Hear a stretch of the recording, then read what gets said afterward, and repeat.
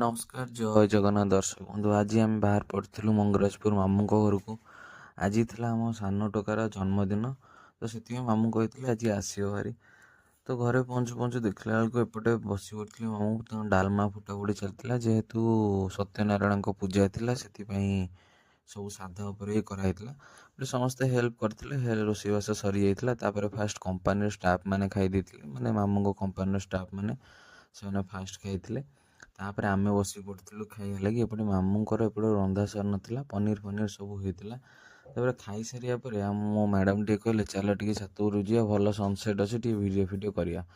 एमती राति होता। सत्यनारायण पूजा स्टार्ट हो जाता। आम छुआ पूजार बसिया लगी चुई बहुत एक्साइटेड। फास्ट पूजार बस कम से कम फास्ट 10-15 मिनट बढ़िया से बस। तापर से छोट छुआ जहाँ मन लगे सी खेला खेली तार दुष्टाइम सब स्टार्ट होता। आज तक माने 2 वर्ष स्टार्ट होता।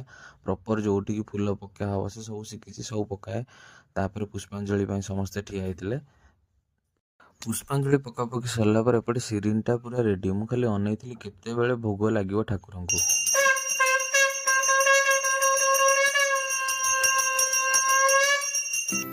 तापर हमर केक कटा आरंभ हो जाता। आज ब्लॉग रे एतिकी सांग माने केक फेक खाई फेरी घर को। ब्लॉग टी केमती लगुच निश्चय जनइबी। रही जय जगन्नाथ।